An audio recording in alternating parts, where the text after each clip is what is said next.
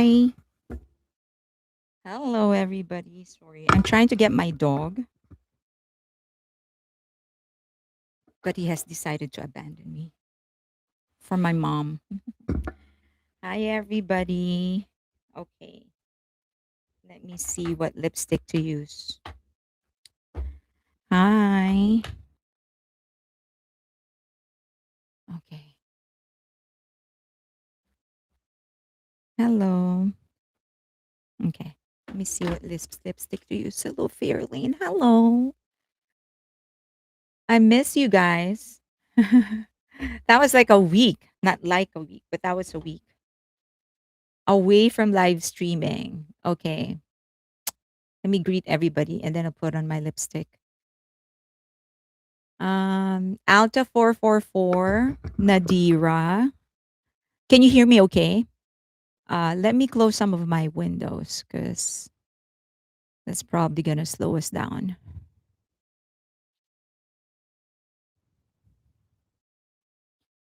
And then okay.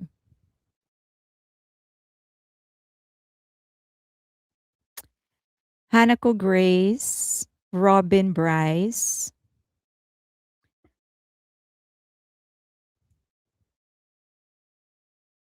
Nadira,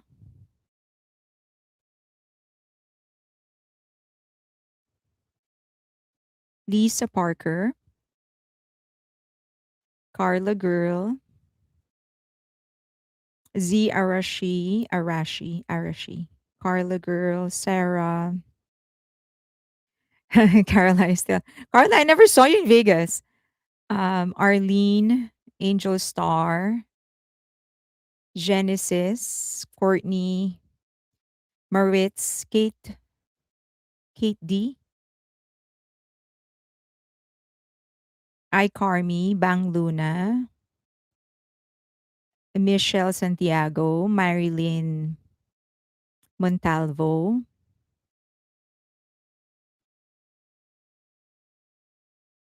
Maritz MLB, Courtney Jung, Z Arashi, okay, Rebecca, OSP, Lily, MLB Red, HHK, Helene, Lily, Arlene from Cali with Love, Sarah,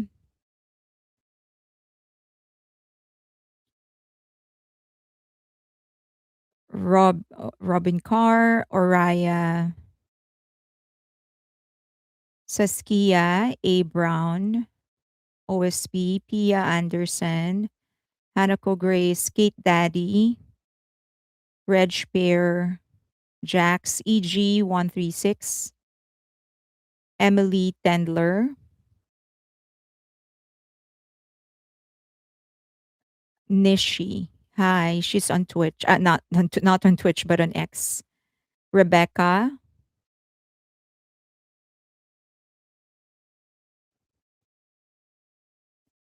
plus Pia Sembleben, Seda, Dawn 2001, Silver Star,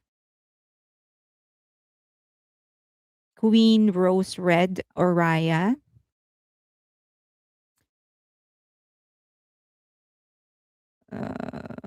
Lynn, Ras Bob.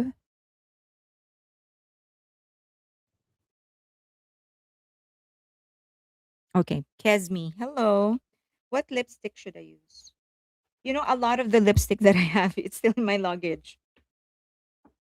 It has been such a crazy day. What should I use?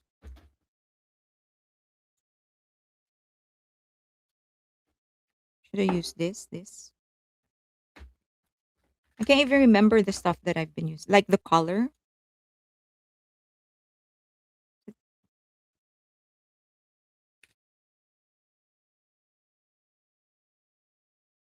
Oh no, that's not what I'm looking for.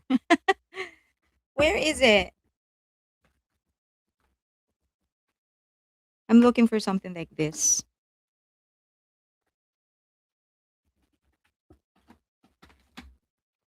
Sorry. Someone said someone said I should stop greeting you guys, mentioning your names.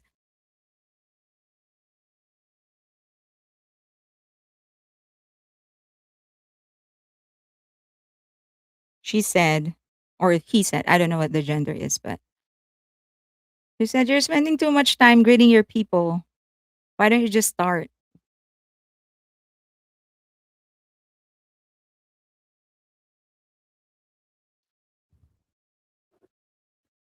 I like the greetings. So she's like, or he, I don't know. It's like, what's the point of you greeting them?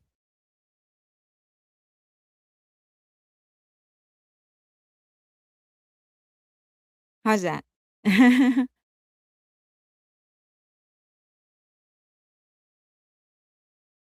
This is the stuff that you can also use on your cheeks.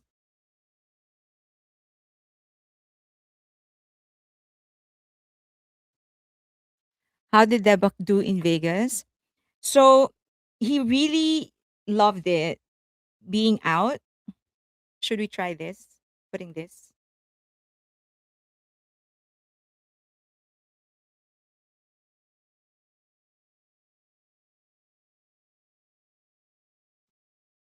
Is it better?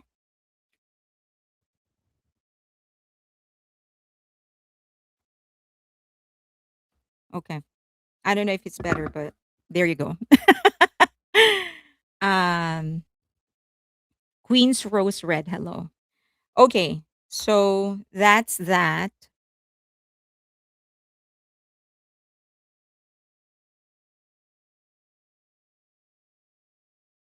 Are you able to see it?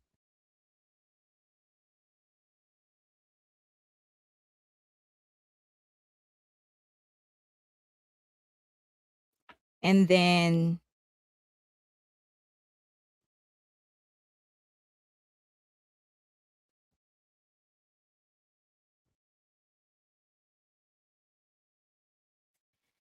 not a brand partnership. Just want to make it clear. Okay. So yeah, so my dog likes socializing to a certain extent. He's like me. He's very introverted. So he likes this dose of socialization, and then he needs his rest. So he kind of like going around Vegas, meeting new people. But he can only do it so much. Like after we went to art museum. Did you guys go to the art museum? If you did, um I'm sure I didn't put my lipstick right, but whatever.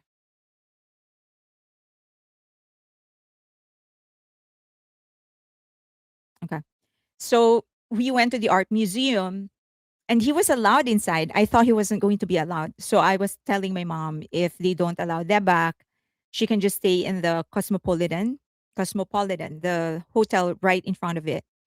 And so she said, okay, that's fine. But we got in and no one actually said he can't go in. So we just took him in. um he loved it. He loved seeing people, looking at stuff.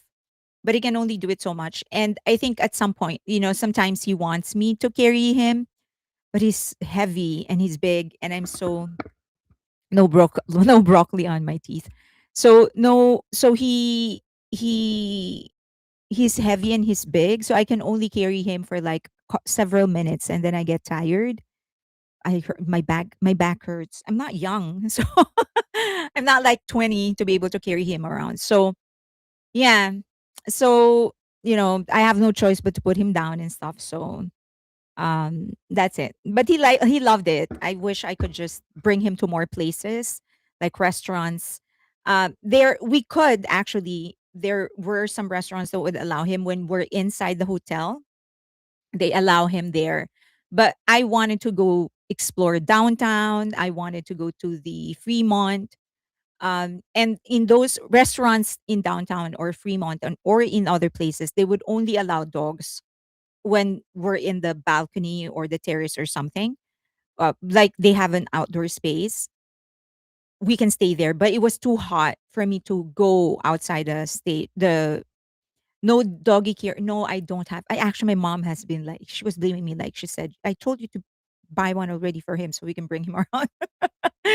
So maybe I should have done that. But so anyway, I said, okay, we're just gonna go. During that heat is something I can't bear. You know that. Like, I'm gonna get sick. So we didn't have a choice but to eat. If we want to bring him, we have to eat inside the hotel, like in restaurants inside the hotel, and we couldn't do much outside because it was too hot. But like I wanted to bring him to the dog park, but it was too hot for him. It was too hot for me. So stuff like that. Okay. I'm sure your dog is very well behaved, but not everybody's dog is. I've had some bad experience with unruly dogs in public spaces. Yeah, I understand. I mean, I definitely understand why people are, why restaurants sometimes have a no dog rule. I understand that. And I respect it. I don't insist. Um, that's why I said we usually try to find restaurants that will allow him. Sometimes they would, but only in the balcony or terrace or something like that. But we couldn't bear the heat outside, so we didn't have a choice. So maybe we'll just do it some other time. How would Debak be with a doggy sling or carriage? He doesn't really like the sling. I think is going to be okay, but he's just too heavy for me. That's my problem. And like what do you call that? A trolley, right? I didn't buy one, which I should actually. I should already buy one. Okay, so we have a lot to talk about. I think I'd be able to cover most of what I said. We will cover. So we'll do the BTS concert cost.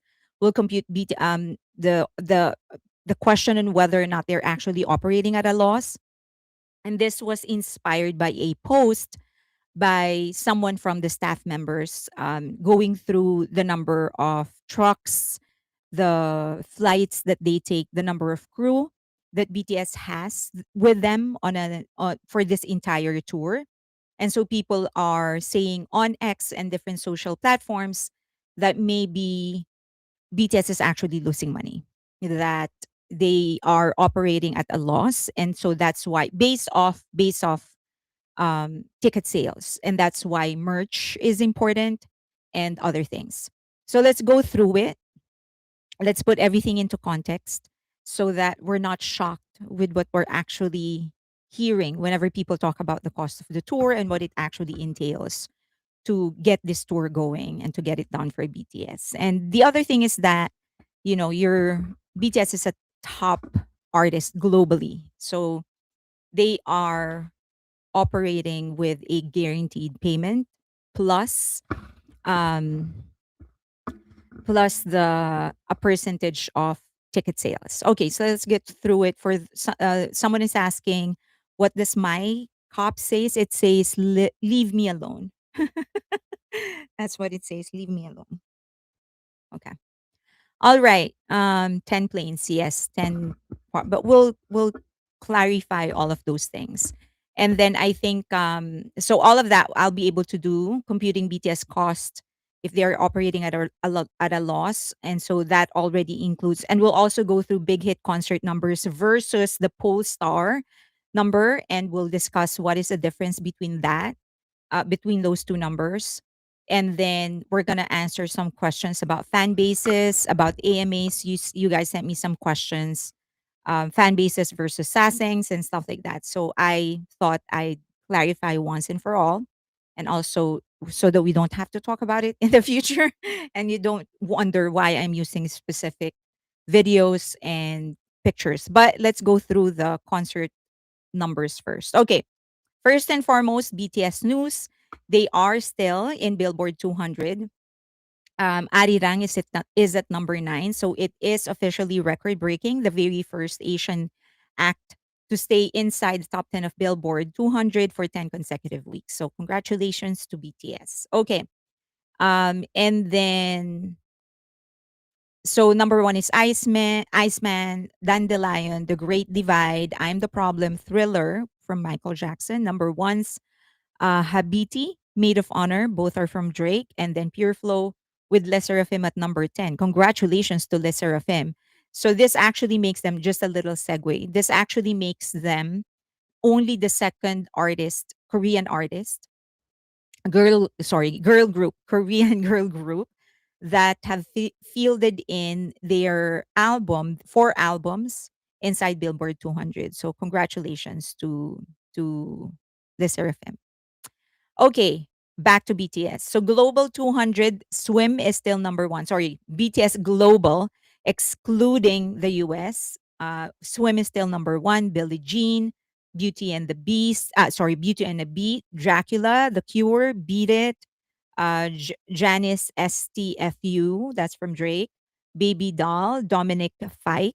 Drop Dead, Olivia Rodrigo, and Ordinary. And then for Global 200, number one is, so that this includes US. This is Janice, STFU. That's number one. The Cure, Billie Jean, Swim, Dracula, Beauty and the Beat, Choosing Texas, Beat It, Shabang, Drop Dead from Olivia Rodrigo. So we're still at Billboard 200, Billboard Global, excluding US, and Billboard Global 200. Okay. Um, Asian, there was a girl in front of me at soundcheck who had the longest photo lens I have ever seen, and she followed Jin the entire time. I think I know that person. Okay, so and then they are releasing limited edition vinyl. So make sure, this is, they said it's limited. Well, when they say it's limited edition, it is limited edition. So make sure that if you still have the funds, go ahead and buy it. They are releasing this for the 13th anniversary BTS Festa. I will try to grab one, but for the last several releases that I've had, that they've released, that I've missed all of them. From CK, by the time, for Calvin Klein, I was so frustrated. By the time I got home to buy, it was all sold out because I had a meeting that day outside. So it was so frustrating because I got home like an hour 20 after they released everything, and it was all sold out. Okay, and then they released BTS Festa schedule. We're going to have a new family photo. Wow. For this is going to be the first in 4 years, I think, right? Or 3. Did they release something? I think they released something 2021. So this is going to be, and I think, right? They released something. So this, but this is going to be the first in a while. So yay for our family photo. And then we're going to have the Hooligan official performance video. I am so happy. I was actually wishing that they would do a music video for Hooligan. I did not hide the fact to, I mean, I was just open about the fact that I think the Carrier single, I know that many of you disagree with me when I say this, but I do think that the Carrier single should have been either Body to Body or Hooligan, one of the two. I know that many of you said, no, it's not radio friendly and whatever. No, well, maybe you're right, but I still have the gut feel that this two would have been better. They could have created a radio version. But I love Swim, of course. Okay, so I'm happy for Julian.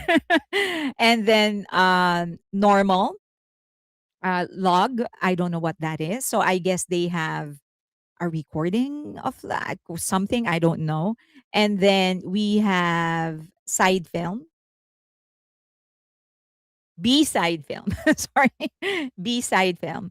Um, And then for on the 10th, we'll have Run BTS 2.0 teaser, and then Run BTS 2.0. So new episode, I guess. So happy for that as well. This is a good festa, by the way. But having them all back together already is a good festa. So, and then 6/12 will be the concert. 6/13 is also the concert. We're going to have limited edition pictures, disc vinyl, the one that I showed, and then lyric video for Come Over. This is another song I wish they would do like a live performance of or something like that and officially release it because it's such a beautiful song. And then, yeah, the BTS World Tour Arirang 12 and 13th. And then 613, 2013, 613, congratulations. I don't know what that means, if they're just saying congratulations or they're releasing something else on the 13th. We'll know, I guess. Okay. But I'm very happy. I'm very happy that they're releasing a performance video of Hooligan, whatever normal log is, of course, run BTS 2.0, and then come over. I'm very happy for those. And I have actually come to realize that I am happy with all the content that they release, but I am happiest when they release something related to music. So I guess that's still very consistent with what armies have been saying all this time, that at the end of the day, we're there for them because of their music. Okay. All right. So happy Festa to everybody. Okay. And this is a reminder for Asia and Oceania, the release of the tickets. So don't forget, for Taiwan, Melbourne, Sydney, Kuala Lumpur, and Singapore, global pre-sale is on 6/2. That will be um 12 p.m. So this is local time. I believe this is local time. And then that is global pre-sale. And then last family photo was 2023. Okay. Live Nation pre-sale, Kaohsiung, Kuala Lumpur, and Singapore, 6/3 and 6/4. And then trip.com pre-sale. I don't know what that is. I guess there's a membership of something. But on the 4th, and then Klook sale is going to be 6/5. And then general on sale. I think by this time all tickets are gone. But it's going to be Kaohsiung, Melbourne, Sydney on the 4th, Kuala Lumpur and Singapore on the 5th. Okay. So don't forget, for those that are gonna try to get some tickets for Asia. And then for Bangkok, Jakarta, Hong Kong, and Bulacan in the Philippines. Why am I? Bulacan. That's how we pronounce it in the Philippines. 6/9. So that's Tuesday. And I believe that is local time. Live Nation pre-sale 6/10, Bangkok, Hong Kong, and Bulacan. And then trip.com pre-sale, Bangkok and Hong Kong 6/10. And then general on sale 6/11 for Bangkok, Jakarta, Hong Kong, and Bulacan. Again, I don't think there's going to be any tickets left for general on sale. Although there have been some, I mean, for the regular ticket, for the North American tour, they did leave some tickets for general sale. So maybe, although it's not much. Um when it says BTS family photo, is it BTS only or Big Hit? It's just BTS.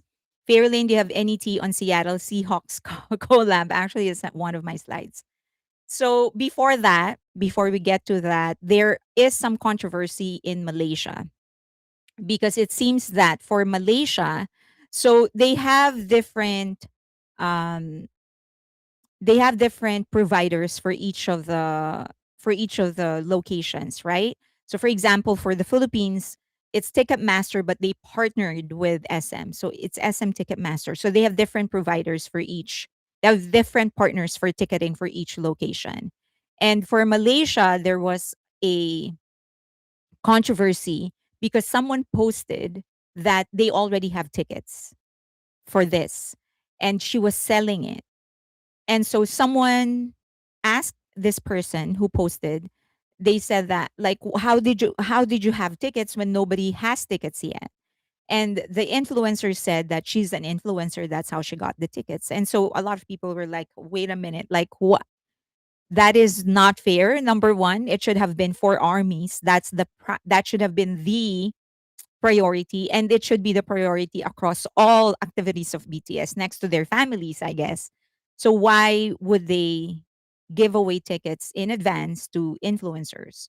But so they're sort of asking Ticketmaster to clarify, why are influencers getting tickets ahead of everybody else. Okay. Now, there is a post by the Seattle Seahawks, and it seems, well, they did not deny it because they actually tagged BTS and they hashtag BTS. But it's a reinterpretation of the logo of Arirang and the Seahawks logo. And so people are trying to decode what it is. Is there a partnership? Is there whatever that may be? No one is talking about it yet. And Seahawks, of course, won't say anything until it's the right time for them to say something. But people are speculating that it could be there is a huge gap between LA and what is that? Spain? Is that Spain? Spain and LA. And so they're anticipating, some people are guessing that something is happening between between those two locations, because it's about 3 weeks of a gap. And so they think that maybe Colombia. Okay, so maybe there is something happening right around that time. It's not far fetched, although initially when I saw the date, I thought maybe, like, remember, J Hope actually said that when they come back to Korea, they actually have individual schedules, and BTS bought the Seahawks. Norwegian would say. So they are, initially I thought that they would leave spaces like this, like longer breaks in between, primarily to attend to personal schedules and also for their individual professional schedules, like brand deals if they have brand activities. I was actually checking, is there like a fashion week during that time? Or I checked with some of my friends if they have like a certain season where they shoot some commercials and stuff. So I thought maybe that is what it is for. It's not, now in terms of brand deals, it's not far fetched because this is right around the time when you prepare your campaigns for 2027.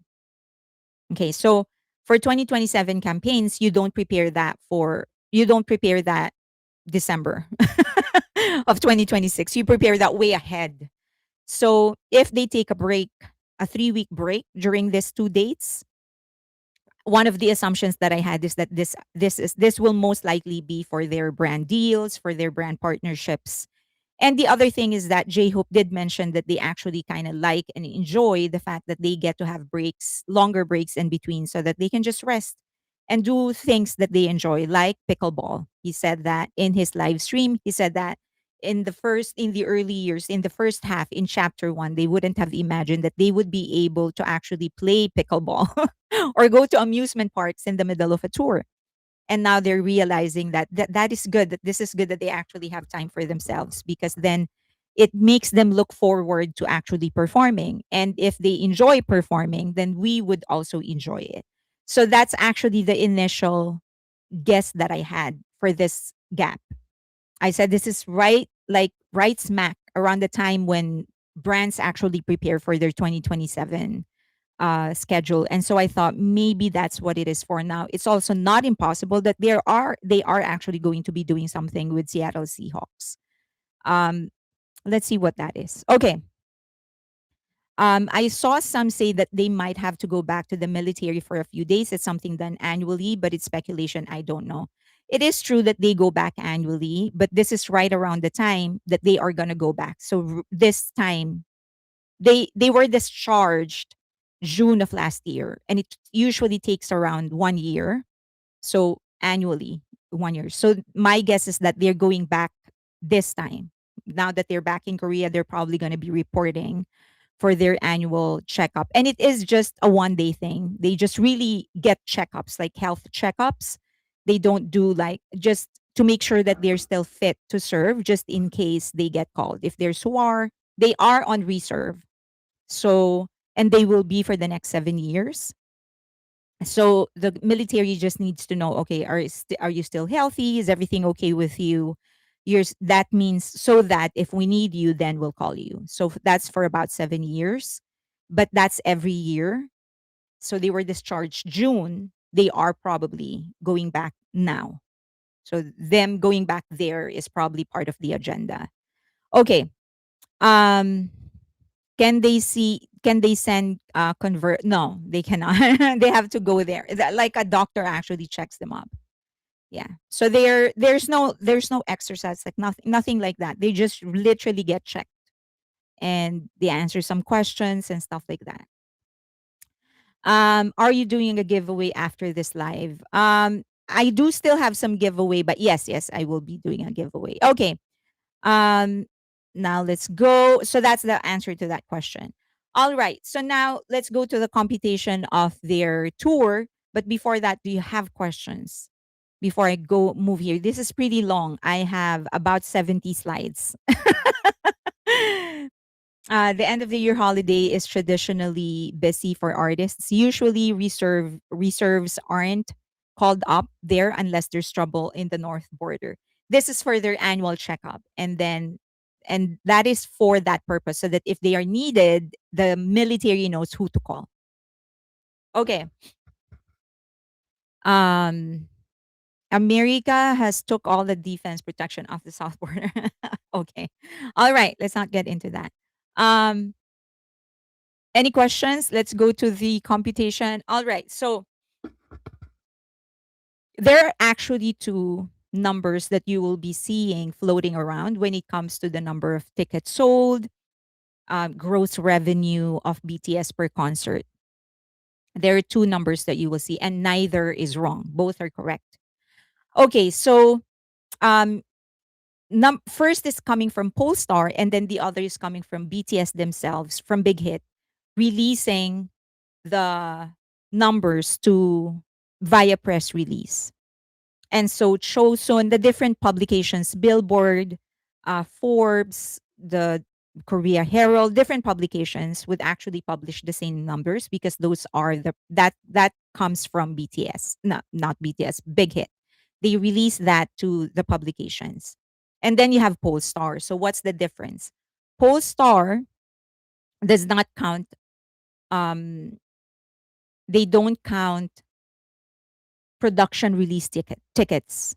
That's one. Second, any secondary release, even if it is not production release, they don't count that. Any kind of VIP, they don't count any of that. So they really stick with the basics. They also, so there's Polestar, and then there's box score of Billboard. So box score actually rounds up to the nearest thousands. And then Polestar, I think, is the one that is exact. Okay. So but Big Hit would release theirs. Sometimes it's exact, sometimes it's not. Kind of weird. But anyway, that's how they do things. There's really not much I can do about it. Okay. So this is one of the press releases that they had. BTS Goyang concert draws 132,000, showcasing Korean artistry. Okay. So that's I got that from Chosun, but if you search this, you will also see it in different publications. And then Korea Times published Tokyo, 110,000 fans over 2 nights. Again, you will see this across different publications. And then you have, I think this is, I can't remember, MBC, I think. So they said for Mexico City, 150,000 for the 3 days that they were there. And then there is Stanford, 152,000. So again, Korea Herald, Chosun, Forbes, different publications. And then Tampa, 190,000. Okay. So these are all coming from Big Hit. Okay. I did not pull this out of my behind or out of thin air. And then you have Polestar numbers. Okay. So to make it easy for you guys, I put them side by side. Okay. Well, not really side by side, but one after the other. So when I present to you the numbers, do remember that you will be seeing two things.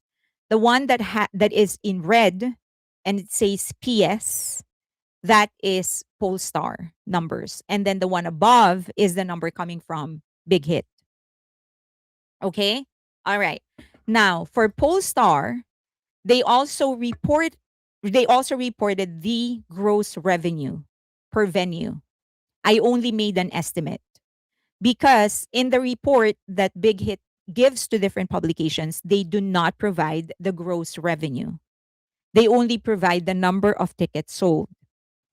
Okay. So I mentioned to you guys that I like going conservative when it comes to the amount of anything basically. When it comes to revenue, profit, gross revenue, I usually go conservative. And when it comes to expenses, I bloat it. Okay. All right. So, okay. So I hope that's clear. So in red would be the Pollstar number. They're also usually delayed because they wait for the reports and then they verify it, blah, blah, blah. Okay. So for Goyang, Big Hit said that it's 132,000. That's their report. Okay, 132,000. For Polestar, 127,218. Now, I usually compute it on two different price points when it comes to average tickets because I want to get the gross revenue, right? Okay. So for me to get the gross revenue, I would compute it in two ways. Super low, which is $150, and then mid, which is 175. I usually also compute the high end, which is 200,000, sorry, $200. But I did not do that here because I want to stay conservative. So if I computed it 150, that means their gross revenue for 132,000 tickets would be 19,800 million US dollars.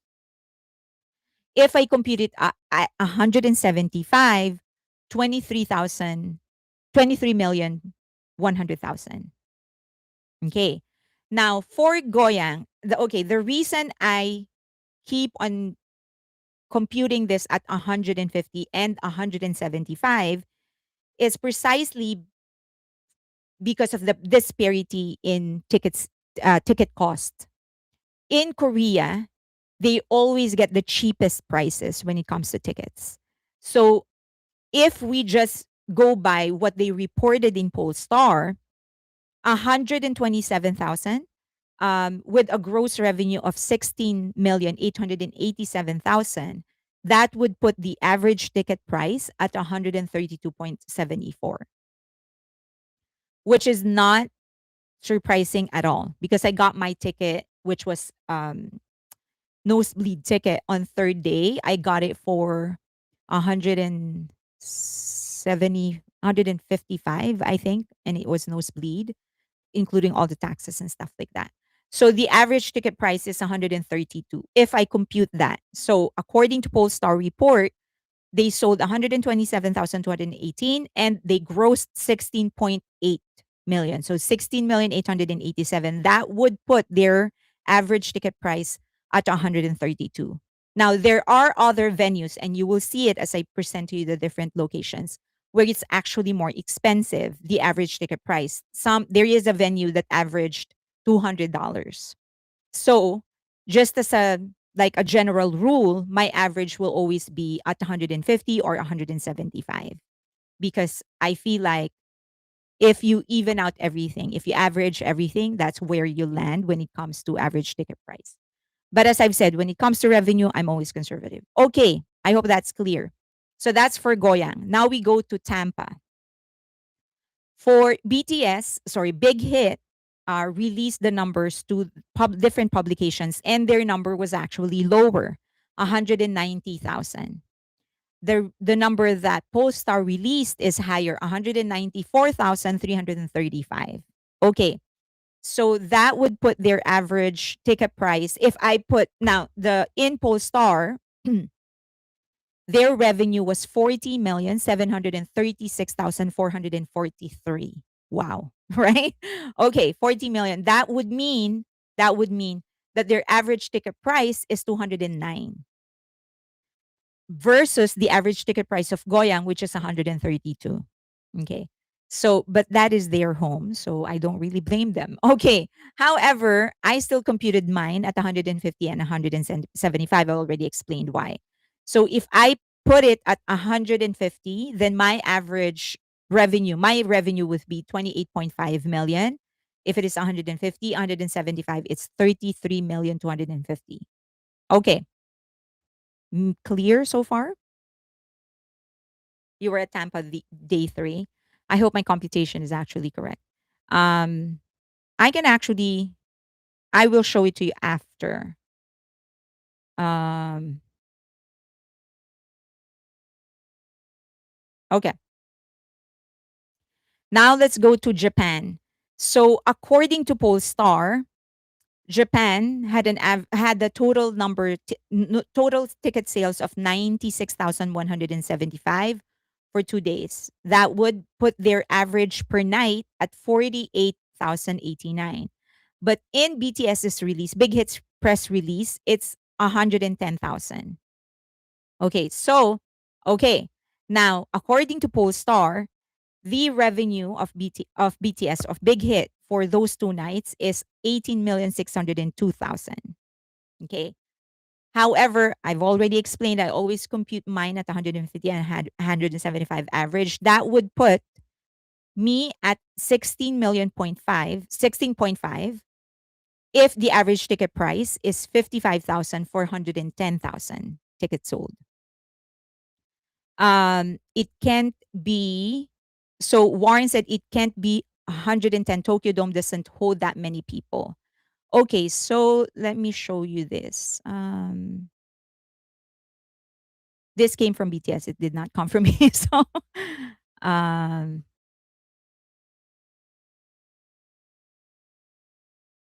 sorry, it's buffering.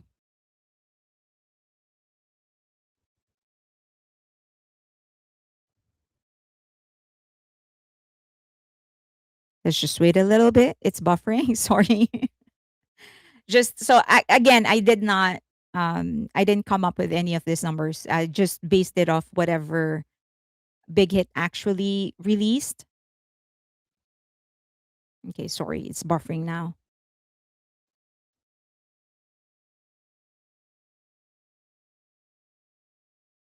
Okay.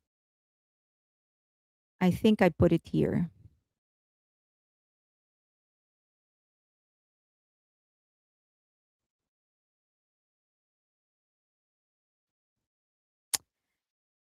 Sorry.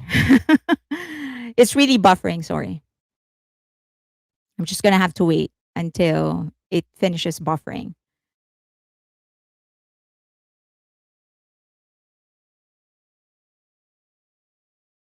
55,000 for each night, you mean? That's over 2 days.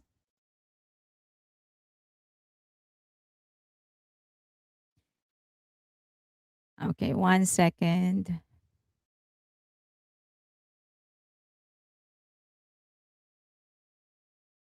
Okay. So this is the release of Big Hit. 110,000 fans over 2 nights. So as I've said, I did not invent this. I'm just going off whatever number Big Hit actually stated. So they did have a 360-degree stage. They were able to put people on the floor. So, I can't debate Big Hit. This is what they released. But that is the reason I actually am showing you the numbers coming from Pollstar as well. So, any concerns as to the numbers of Big Hit's release, you can just direct it to Big Hit. That's that's that's all I can tell you. There's not much to explain. Okay, so according to Pollstar, okay, so going back, according to Big Hit, the release that I just showed you, it's 100. They said 110,000 for 2 nights. That's 55,000 per night. According to Japan, so according to Pollstar, it's 96,178. Okay. But Pollstar did make it very clear. In fact, it is in every report that they have that they do not include any additional tickets released. They don't include VIP. They don't include production releases. So they themselves have stated that the numbers is actually bigger than what they are releasing. It's just that they don't consider any of that when they do the report, just the raw ticket sales of the initial release. Okay. So the gross number, Warren, I understand what you're saying, but I'm going to say it for the last time, that this is their release. So I'm just basing it off what they're saying. And then you have Pollstar themselves admitting that the number of tickets that they are reporting is actually lower than what was actually officially sold. Okay, all right, moving on. So in the Pollstar report, they did include the gross report, the gross revenue. So 18,602,000 is what was reported. But if I use my system of averaging $150 and then $175, then I would arrive at 16.5 million. And if I go at 175 per, you will be at 19,250,000. Okay.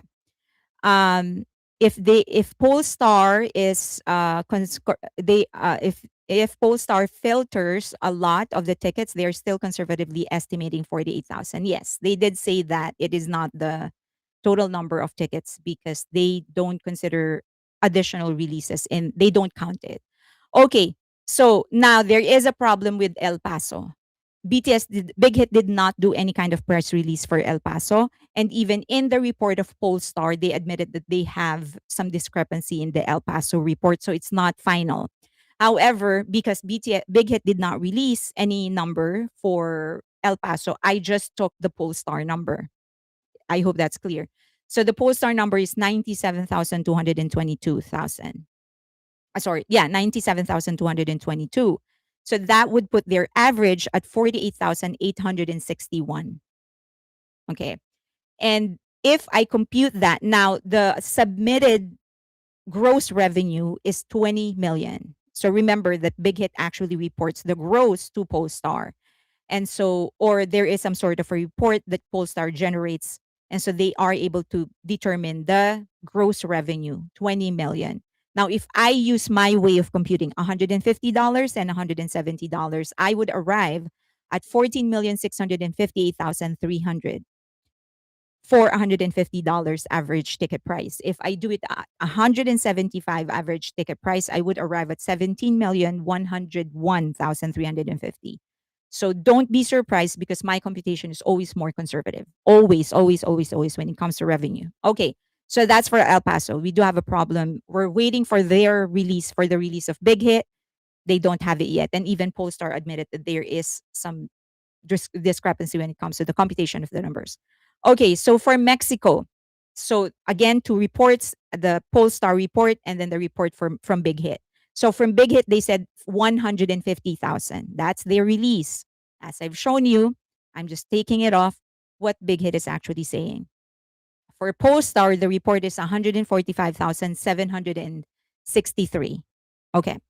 Um, Fairlane, are you working towards a total revenue estimate for shows? Yes, I am.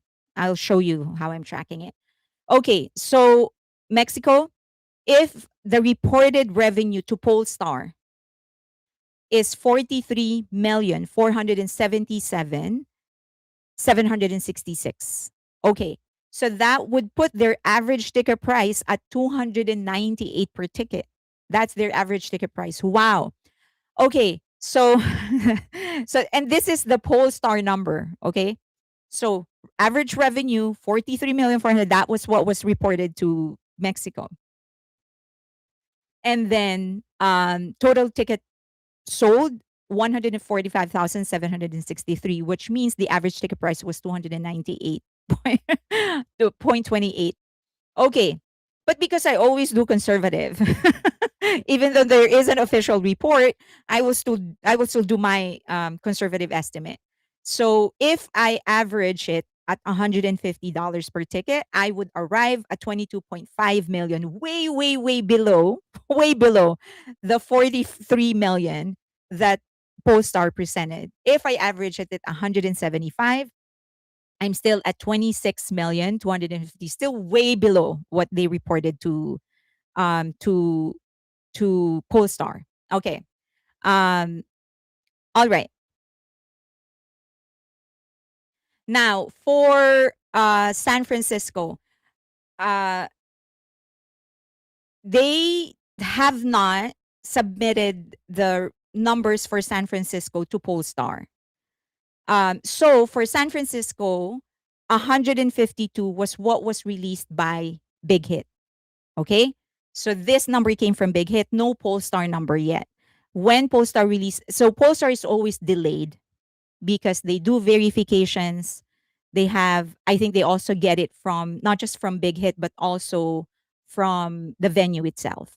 So for San Francisco, 152,000 was what was reported by Big Hit. Okay, so there were 3 days, and 50. So that would put their average at 50,667. All right. So at an average ticket price of 150, that means that the estimated revenue would be 22,800,000 to 22.8 if the average price is uh sorry, this is Stanford. This is Stanford. So 22.8 million if the average ticket price is 150. If I put the average ticket price to 175, then the average revenue, the estimated revenue would be 26.6 million. Okay. So always remember that my estimate is conservative. So look at that. My Mexico estimate is 22.5 or 26.225, but the reported is 43 million. So most likely this is above, but that's just how average. Okay, so that's for San Francisco.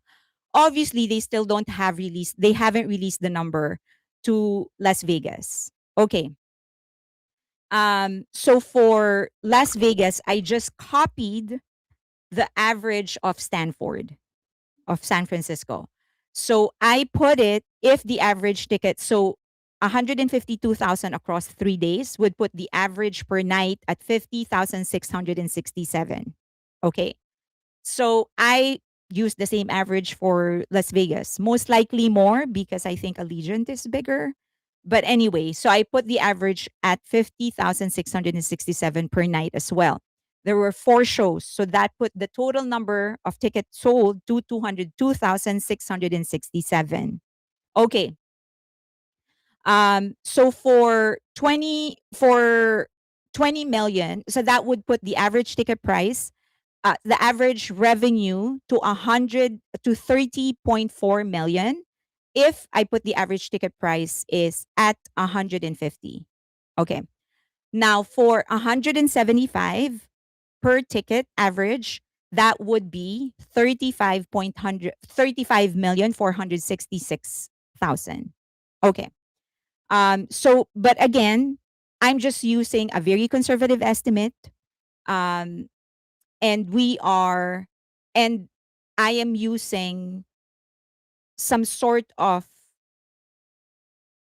basis for numbers that aren't there, specifically for El Paso and for Las Vegas. So most likely Las Vegas is bigger, but I like going conservative, so that is where your number is. Okay. Now that would mean this is, so the red average, the red total, that is the average if I go by the total of Pollstar. Okay? So if I just take the number of Pollstar, it would be 139,721 million. Now, if I compute by my estimate, okay, and a lot of it is conservative, I would be at 155,158,350. That would be for all the shows up until Vegas. Okay, that's 150 ticket price average. 175 average ticket price would be 181,018,075. Okay. So the average attendance, if I go by what Big Hit is actually presenting, that means that they've already passed 1 million tickets sold. If I consider Allegiant. Okay? Does that make sense? Now, I'll share with you the actual sheet so that if you want to manipulate something, you can do that here. Okay, 1 second. Um,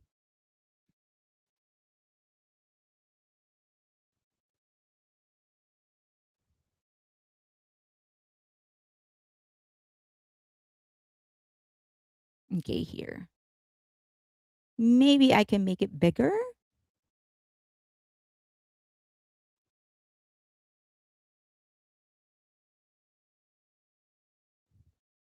Okay.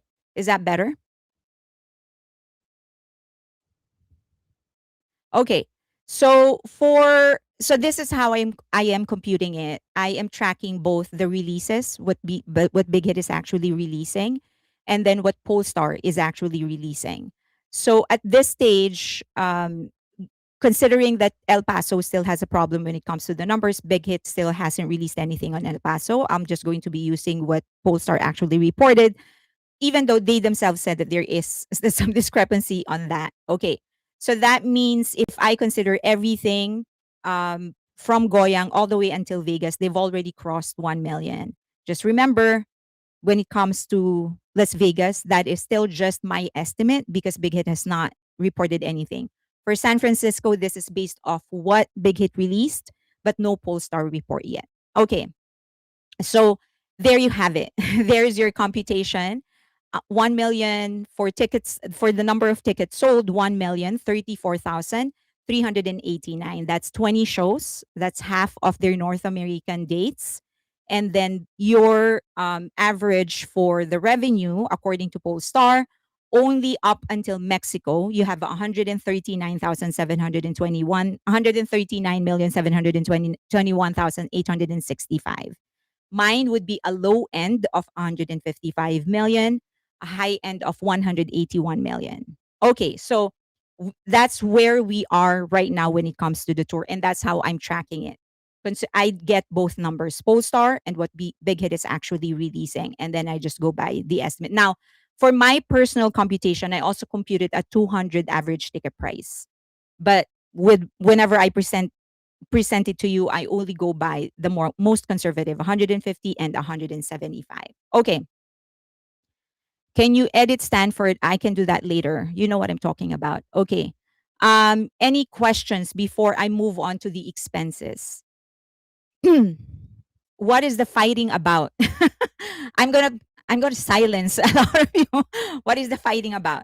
I hope what I mentioned is whatever it is that the numbers that I'm getting it from. I hope that it is clear. Again, if you want to disagree with the number of Big Hit, I guess that's a thing that you have to take up with Big Hit. I'm just getting their numbers and I'm computing it both based off their numbers. Okay. Correction, Allegiant seats 65,000. I know, but I'm going by the conservative estimate. I just mentioned that. I go by the conservative estimate. And remember, they do have an FOH, the front of house, right? And for a big stadium like Allegiant, the front of house is also huge. And you have 4 front of houses. So that means that you're taking away some seats on the venue itself. I mean, the seated area, you're taking away some of those seats, although they make it up on the floor. So let's see, let's wait for the numbers. At least you have some idea on how the number is going to be, albeit conservative. Okay. Um, anything else? Um, it is not going to be exact, correct. Okay, let's move on. Let's go back and move on. Okay. All right. So let's go to the expenses. So according to the Billboard box score, the only ones that they have is up until Mexico, I think. And that they put the average at 50,759 and the reported shows is only 17. So it's still very much incomplete. Okay. Although I'm very excited to see Vegas. Okay, now this entire curiosity started with the post of one of the staff members that is in charge of transportation and logistics for BTS tour in North America. Okay, and they started off in Tampa. So this is his post in his Instagram account. Um, And he said, finally, show day arrived. Been working on this for months in the background. An incredible looking show, a huge amount of equipment, and now it really starts for us. We've been based off. We've been based out of Tampa for weeks and can now enjoy what we've been quietly building. Massively excited to crew chief the biggest tour on the planet in 2026. with some of my favorite people, 100 trucks, 10 747s, 34 video crew, 300 touring crew. What a crazy life. And then BTS tour. Now, this guy is actually British, I think. um, and then, so anyway, he seems to be really in the transportation and logistics um, industry. Okay. So, regardless, the question is if this is the amount of resources that they tap for their tour, are they even earning money?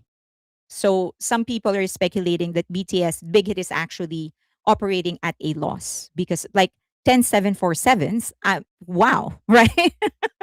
10 7, you're, oh my gosh. Okay. Let's see. Let's compute. So, the trucks carry main stage structure, okay? Because you're not going to construct that every single state, right? You're not going to put that together in every single state.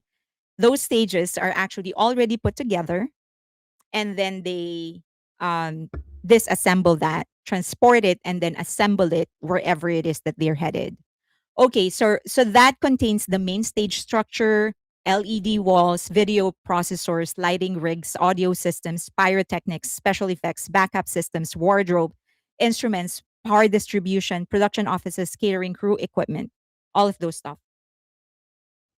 So in America, those are big trucks, and it goes around different from state to state. Okay, so that's what's in the truck.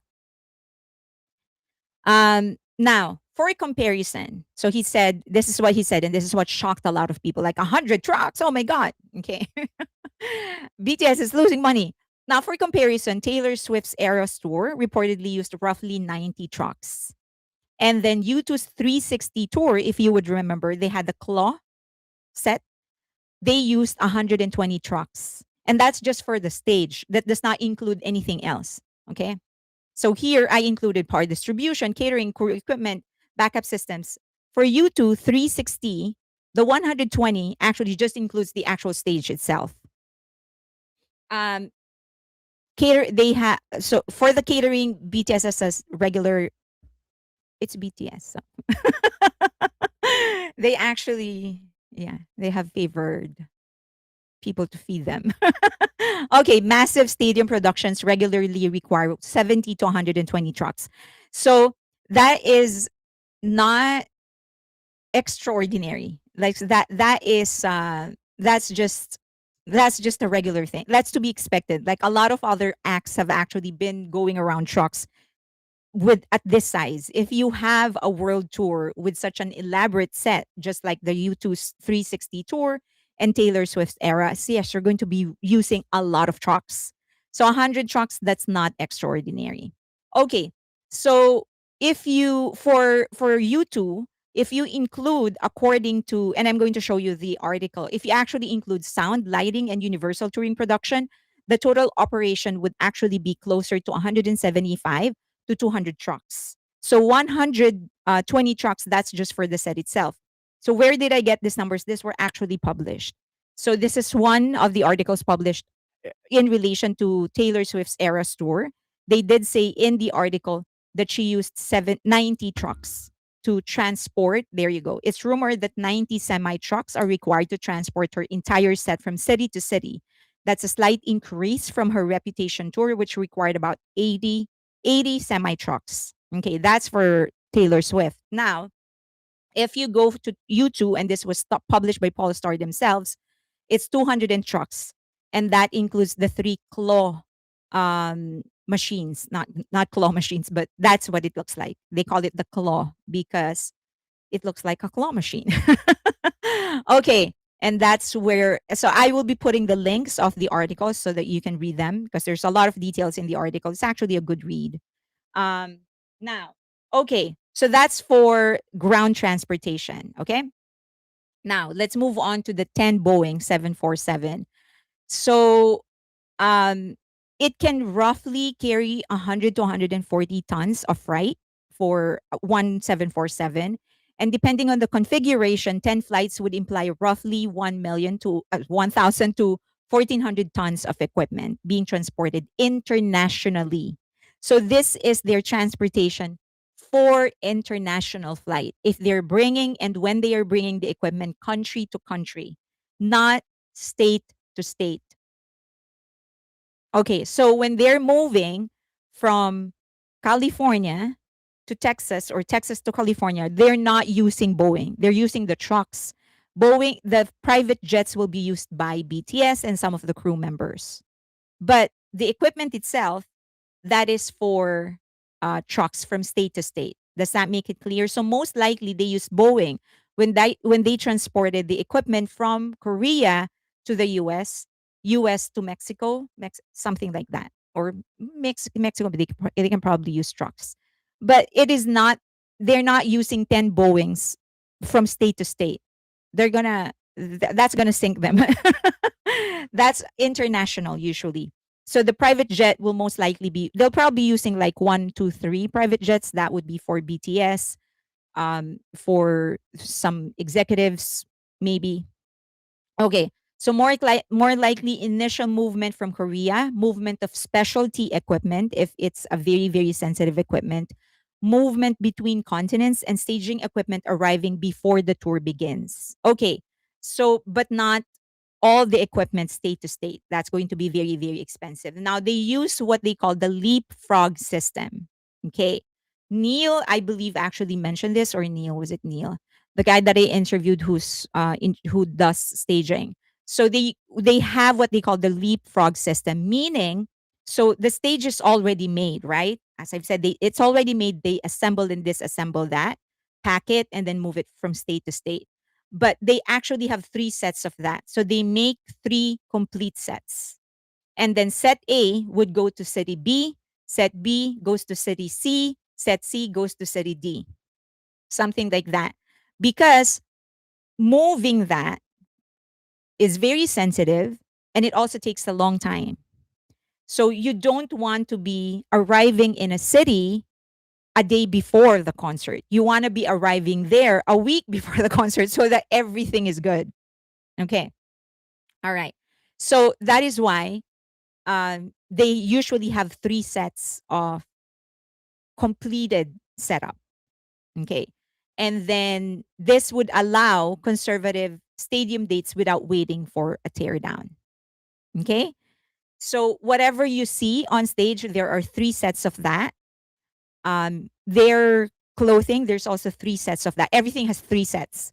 And that arrives in the state that they're going to be having a show in way before BTS actually does. Okay. Okay. So that clear? I hope that's clear. All right. So let's estimate the transportation cost. Okay. Um, Before I go here, I just want to explain. So what happens is before the tour even begins, before the tour begins, they would actually rent a space where they can build the stage already. Okay. So that the members can rehearse. And so does everybody else, the technical team, the engineering team, everybody else. So in the interview that I did with Neil, he actually discussed that they would rent a space and that would be like a week, 2 weeks, depending on how complicated everything is. So usually the first to rehearse will be the stage setup people because they have to learn how to set it up real quick, right? And of course, the first uh, 20 attempts will always be slowest. But the idea is to be able to construct and deconstruct the stage as fast as they could. Okay. So they will rent a space and then the first people that will be rehearsing will be the stage people. They'll rehearse assembling and disassembling everything. Assembling, disassembling, assembling, disassembling until it's muscle memory for them. Okay. And so of course they have to make sure that everything is organized. So that everything is well packed. They know exactly which box or which whatever, which luggage to pull, which one goes with who, and who's responsible for whatever. So they rehearse that. Once they have that in place, once the production people knows how to exactly put the stage together as fast as they could, Then BTS members and the crew rehearsal will do their thing. So it's blocking. They will rehearse on stage, make adjustments. They will rehearse the lighting. There are certain adjustments that you make when it comes to the clothing, when it comes to the colors of the lights, because it's not bouncing off correctly, it's not whatever. There's a lot of things that happens in that rehearsal. So they will rent a space, rehearse the staging, rehearse the lighting, rehearse the blocking, and then disassemble that. And so repeat the entire thing again for the show itself. Okay. Now, so that also has a cost, of course. So whatever venue you're going to be renting, if you're going to be renting it for 2 weeks, that of course goes into the cost of the actual tour. Okay. So for trucking, there's actually a very a specific way of actually going into the computation. So, and it's usually per mile. So $2.50 to $4 per mile per truck. Now, there's a lot of other things that actually goes into it: crew, drivers, permits, fuel, and specialized logistics raise costs significantly. So usually, if you're just going to be estimating, like if Big Hit is sitting down for the first time and making all of these computations, you usually have to throw in a number that may not be exact, but is kind of right around the actual figure of how much you're going to be paying. So usually they'll say, okay, about 1,500 to 3,000 per truck per day. That's how much you're going to be spending. And this is for large productions. Okay. So remember, they had 100 trucks, they said. So let's use 100 in trucks, and let's use an average of $2,000 per day. So that would mean per day, okay, per day, they are spending 200,000 just for the truck. 200,000 for $200,000 for the 100 trucks. Okay, that's middle estimate. Okay, and that's subject to go up. Now, if you go by a 60-day North American run, and that's how you usually compute this, by the way, you go by the number of days of the duration for when it comes to transportation and logistics. You're not just transporting it on the day off, right? You're using the truck and all of the resources, even in the days in between, because you're using that truck to transport everything else to the next location. So then you have your average will be about 60-day North American tour, North American run. That means you'll be spending 12 million just for the truck logistics, the transportation and logistics. I like bloating things, I've told you. So if you tell me 12 million, I'm going to go, okay, 20. That's what I heard. So that's probably right around 20 million. Okay. But that still depends on the routing. But I think 20 million is kind of safe. 100 trucks for 60 days of tour, that's about 20 million just for trucks, just for transportation and logistics. Okay. Um, Now, they mentioned air freight. Do you have questions when it comes to the trucking? Truck must be climate controlled too. Yes, that must be climate controlled. And you have all sorts of permit. And you have to make sure that, and remember, every state has a different rule when it comes to transportation. You have to comply to all of that. But the trucking company would usually take care of that. Okay. All right. So, okay, let's go to air freight. They did mention um 10 747s. Okay, as I've mentioned, you're not flying everything state by state. You're flying specialized equipment. You're probably flying the, of course, BTS members. They have their own private jet. Okay. And some of the executives. All right. So air freight. And by the way, flying the members and some executives in a private jet is actually necessary because you want them to be able to rest. Going on a tour bus is okay, but then sometimes for a lot of people, especially for RM who's very, very sensitive when it comes to sleeping, he'll probably won't be able to sleep well in a tour bus. So flying them private on a private jet will probably be better. Also, it allows them to meet, right? Use that time, extra time to be able to meet if they can. Or if not, just save time so that they can immediately get to a place, have time to rest, have time to do whatever it is that they want to do before they actually go into the show. Okay. Now, how much is a private jet? Luckily for you, recently Mr. Beast actually discussed this. He was being asked what was his biggest personal splurge so far since he became super rich. And he said that he actually rented a private jet for her then girlfriend, now fiance. And he said something like he really missed her and really wanted to see her. And if he flies commercial, even if it is first class, it would still take him about like eight, I think 8 to 9 hours, he said. So just the travel itself will take him about um almost a day. And he couldn't do that because of the schedule. And so he decided to fly her in a private jet to come to him. And that cost him around 150. Now, remember that 150,000 is just a small one because he's only flying her. Okay, so one person. If you're talking a private jet that is a little bigger because you're flying all 7 members plus some their personal assistants or whoever, then you're actually most likely paying more, right? Okay, so but at least you have some sort of a baseline. 150 for a private jet for one person. So typically 747 freighter would typically cost 250 to 500, 250,000 to 500,000 per flight. Okay, but that still depends on the distance. Okay. Now let's go 350,000. 10 flights. 10 flights, that would be around 3.5 million.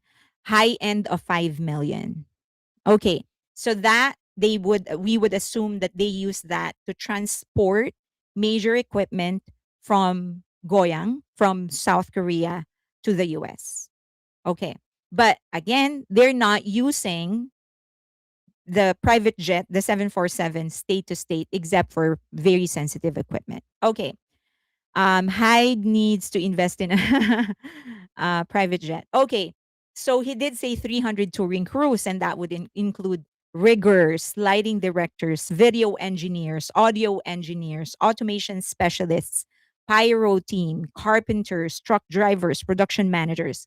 And you kind of want to work with the same people, especially the ones that are heading the stage, because the production, because you don't necessarily want them to you want people that would already know what you guys are dealing with when there is a problem, because not having someone who does not know anything about it is just going to cost you more. So you're kind of more willing to pay more uh for these people if at least you're guaranteed that they know the stage already. Okay. um Next. So many would probably earn about 250 to $800 per day. Of course, some department heads would actually earn more. But let's just put it uh at $350 per day average. So that's about, for the 300 crew members, that's 105,000 per day. And remember, we're computing 60 days, right? We're computing for the 60-day tour. So you have hotels as well outside. This is their salary. And then you have hotels.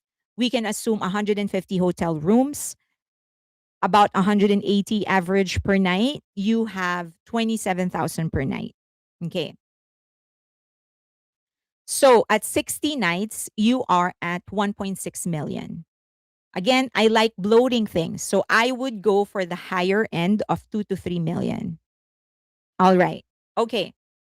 So that's for your hotel, just for your accommodation. Okay. And then you have flights as well, commercial. There are some people that will be flying commercial, not private jet.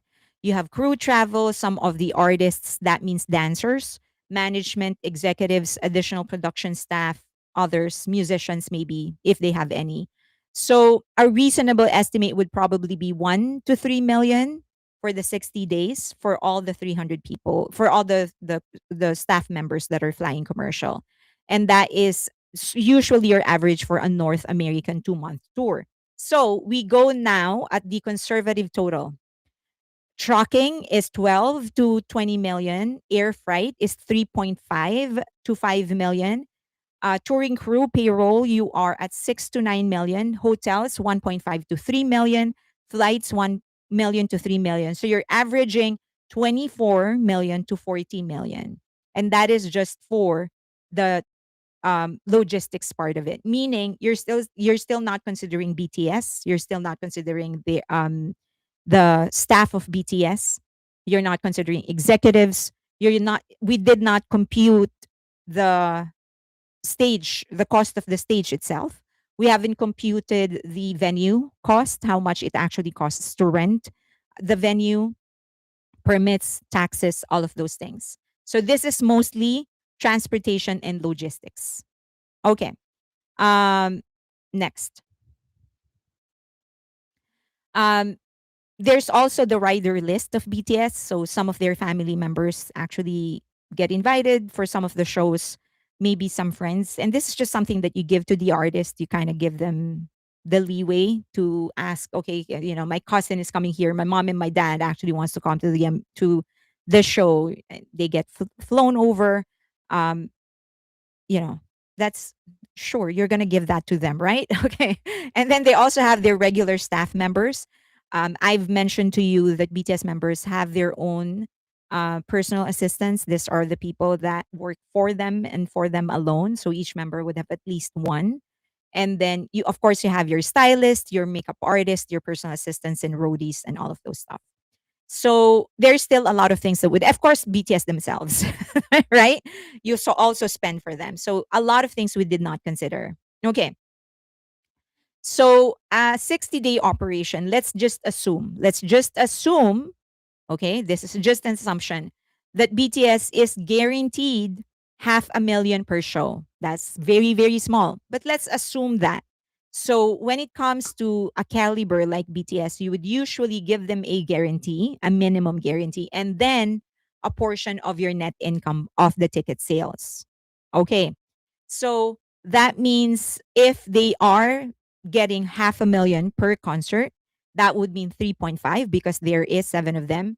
For the 31 shows that they have, that would mean 108.5 million for BTS, right? Okay. Now, stage cost to put all 3 sets together, that's not $30, that's 30 million.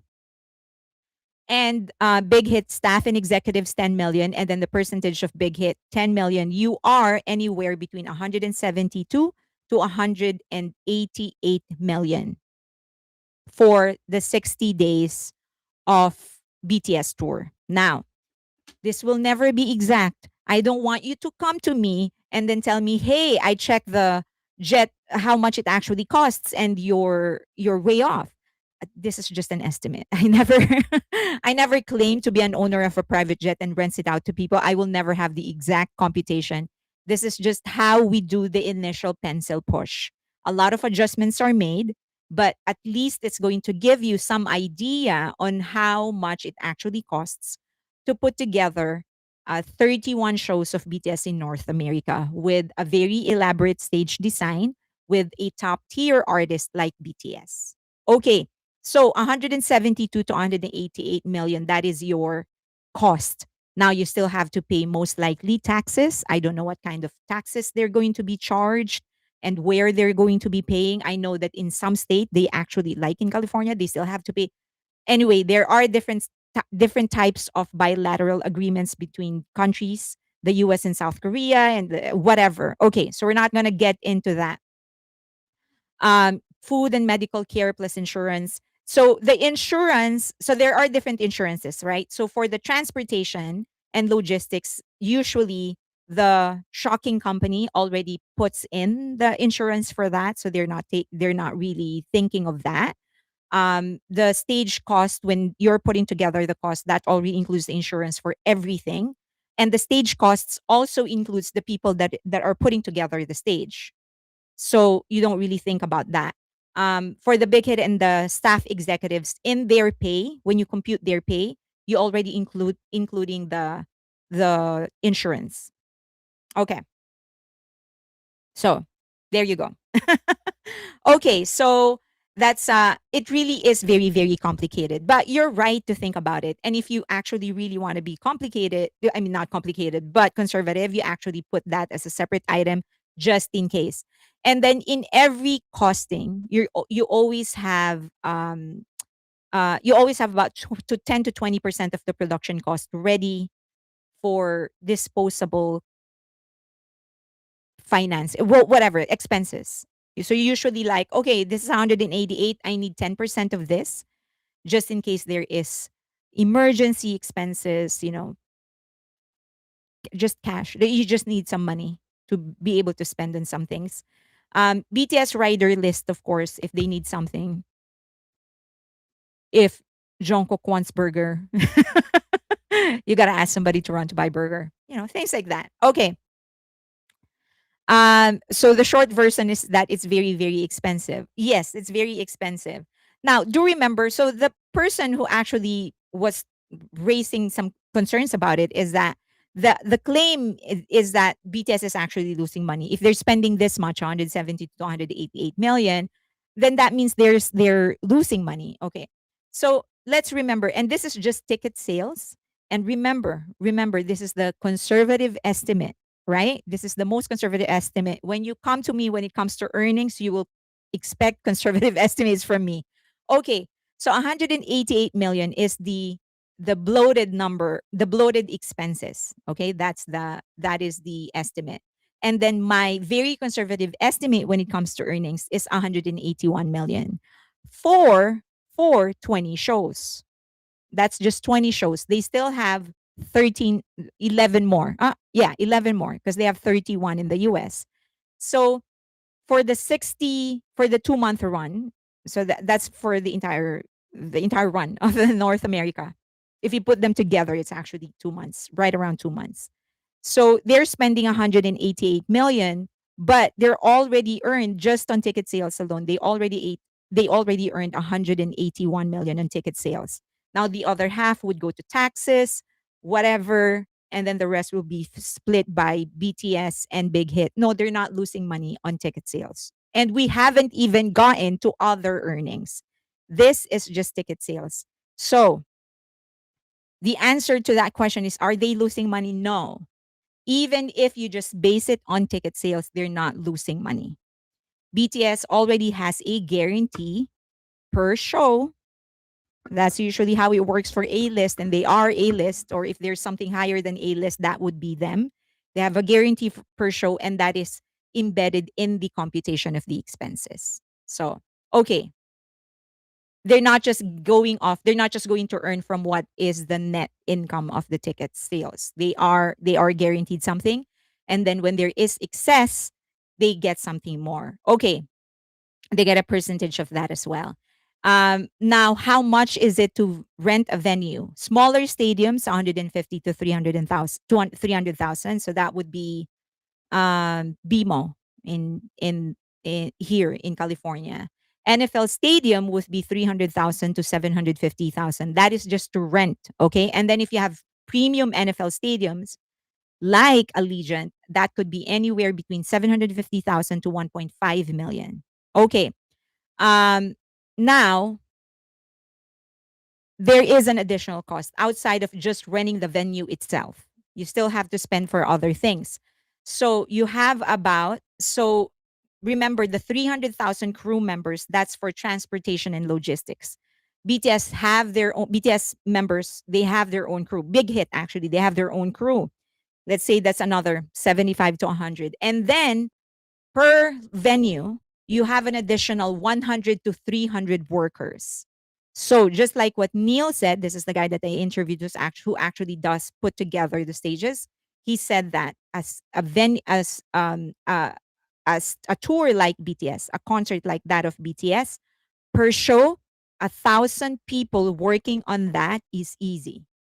Like if you ask him to estimate the number of people that are putting that show together, including the venue, the crew, the staff members of Big Hit, the personal staff member of every member, he will say 1,000 people easy, easy. And this is 30 years of experience putting together shows. So when he said 1,000, you can put it in the you. That's pretty much guaranteed, and he's right.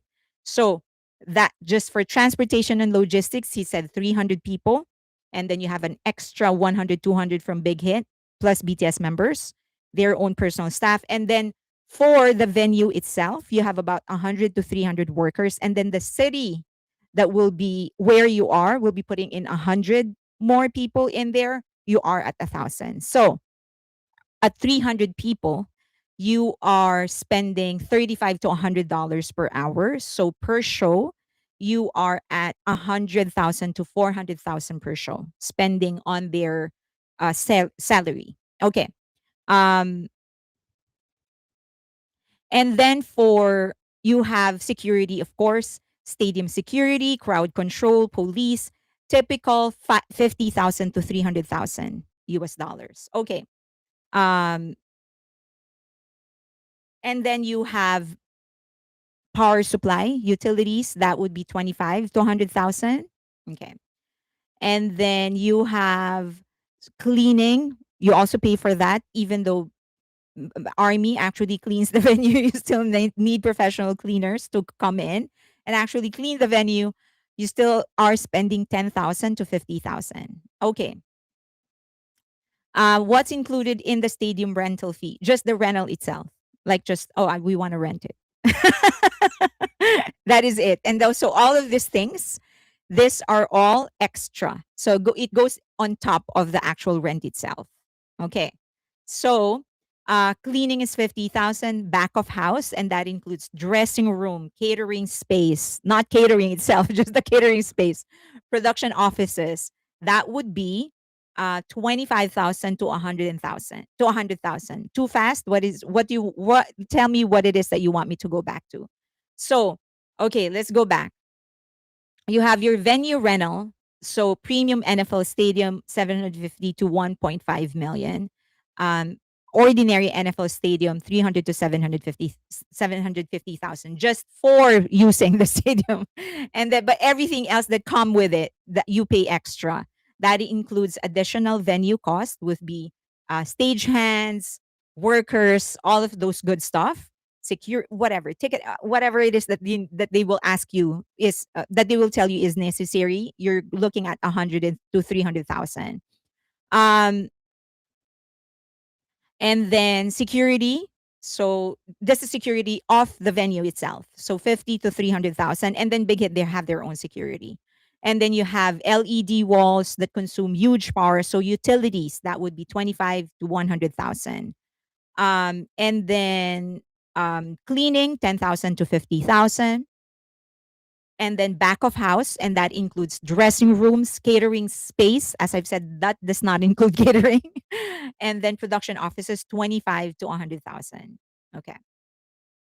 So now you have the venue rental, which is anywhere between 300,000 to 1 million. Labor cost, about 150 to 400,000. Security, 100,000 to 300,000. Utilities, 25,000 to 100,000. And then 50,000 for miscellaneous facility costs. Usually you leave that as a buffer just in case you need to spend on anything. And so you're looking at 2 million per show. Okay. So if they are earning, if BTS averages, according to Pollstar, I'm basing it of Pollstar. According to Pollstar, they are averaging at a pace of 10 million, 10.7 million per show across 31 shows. If you just go by the average of Pollstar. So that means that they are most likely going to be ending this tour in North America, the North American leg, at 333 million. This is very conservative, by the way. So if they are spending 248 million, they are still at a gain. So no, still not that. So even if you consider the venue and how much, so this is how I computed the average per show, the report of Pollstar. We're still projecting 333 million just for the ticket sales at a very conservative estimate. We haven't computed merchandise, VIP packages, sponsorships, live streams, tour film, licensing. There was someone who was asking me, do they actually earn from the boxes, the suites? They do. That's a separate deal. Um, So licensing, tour film, live stream sponsorships, VIP packages, merchandise, and of course, their brand deals, sponsorships that actually falls under sponsorships. So no, they're not operating at a loss, even if you only consider the tickets.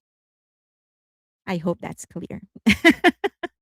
I mean, if you're BTS and you're given that estimate and you see, oh my God, I'm not going to earn anything, why on earth will you do that tour?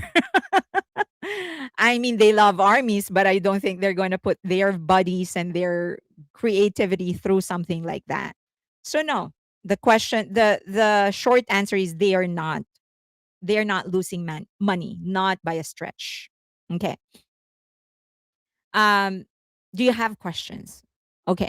Um, the video will be available. Okay. Um, I'm screen capping and you are fast. Oh, you're screen capping. Let me know if you whatever it is that you want me to go back to. So do you have questions about the costs? Yes, you do need contingency for fund for the tour for incidentals. Yes. Yeah. So usually it's about 10 to 20% of your total. If you're the one that's running the show, if you're the tour manager, you actually ask for that. There was actually like this was way back when, and this was the tour manager of Lincoln Park. And so they filmed him doing the negotiations. And then uh, and they were really talking about the numbers. And he was like, and this is a guy. So, and this was like 20 years ago. So there's a lot of rough language there. And at that time, I guess it's still okay now.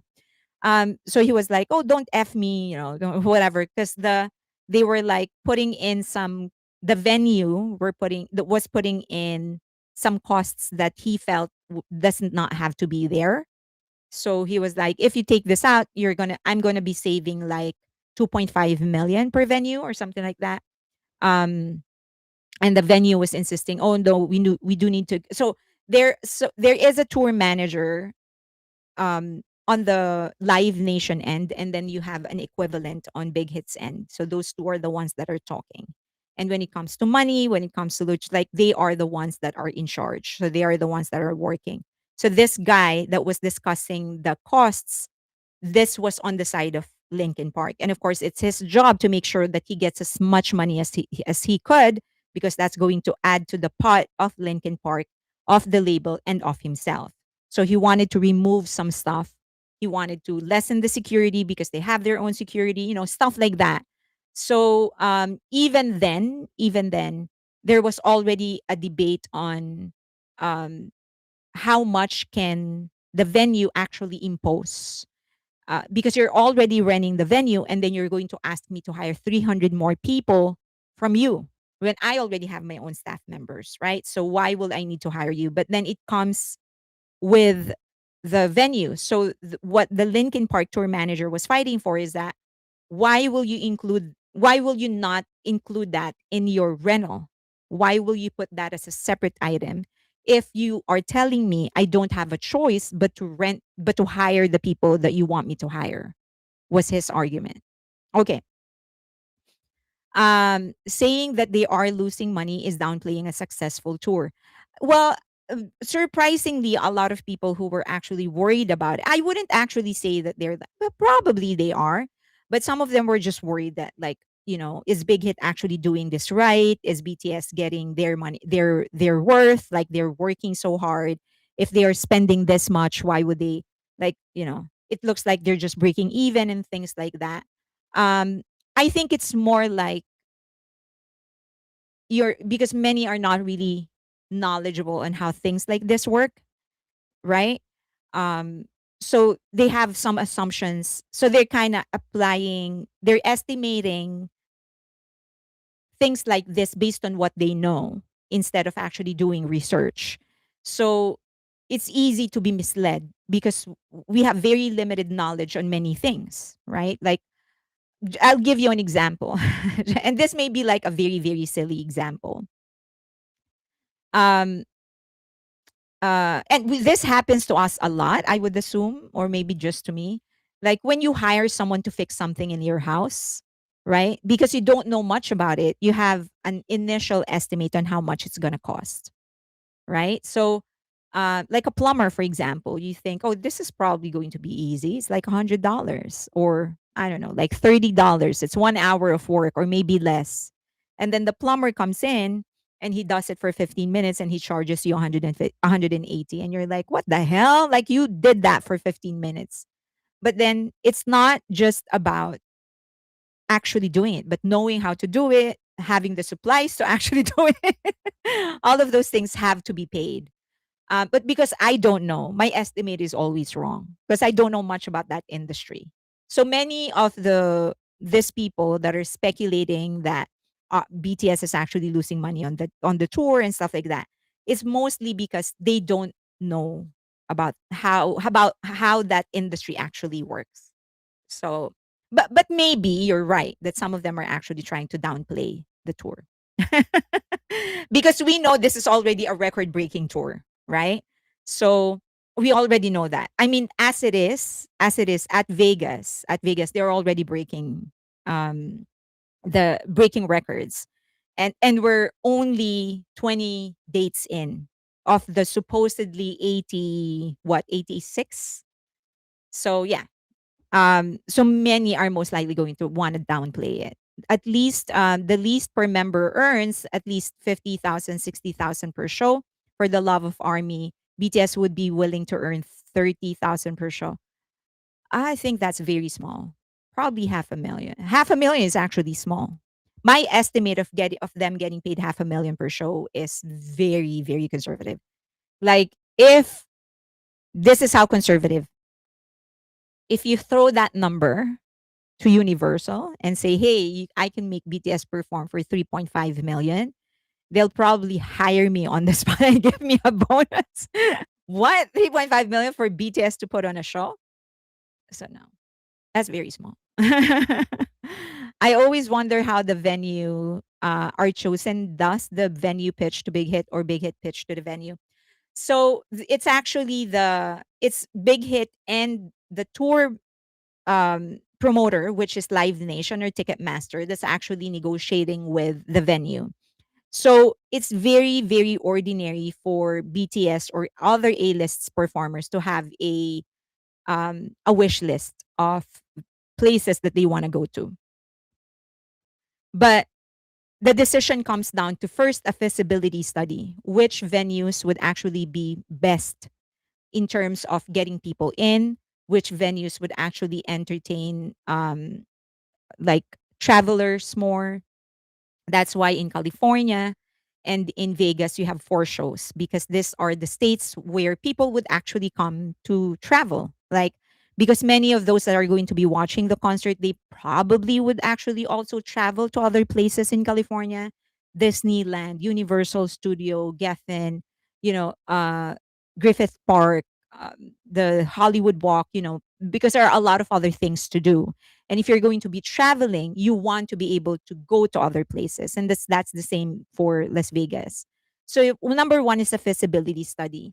Like, will people actually come to this place? Will they actually go to this state or to this city? Um, if you are a minor artist, unlike BTS, because they're a major artist, if you're a minor artist, you're going to be actually studying which state has the most number of fans because that's where you want to go, right? You want to make it easy for these people. If you're not that big of an act, you want to make it easy for people to actually go to watch you. Now, if you're BTS, that's not much of a concern. It's more about, okay, will people be able to come here to this place and stuff like that. So it all starts with a study. That's where it begins. The promoter will actually do the study in cooperation with the label, in this case, Big Hit. So they will recommend, they'll say, okay, you should go on a stadium tour, you should go on a theater tour, you should go on an arena tour. So for BTS, of course, it's a given, it's state. So it's just a matter of pinpointing. And then you go by the calendar. Like, are the venues even free? Or maybe they're already booked. That's why you always book it like years in advance. Okay. Um, what would happen if they have special guests like in the past, like Halsey or Megan the Stallion? those people get paid, especially in the US. They're very strict about it. Now, that the negotiation could actually differ. The union has a fixed amount minimum of how much you need to pay everybody that appears on anything. Now, for an act like Halsey and Megan Thee Stallion, these are big acts that don't really care about the payment anymore when it comes to things like this.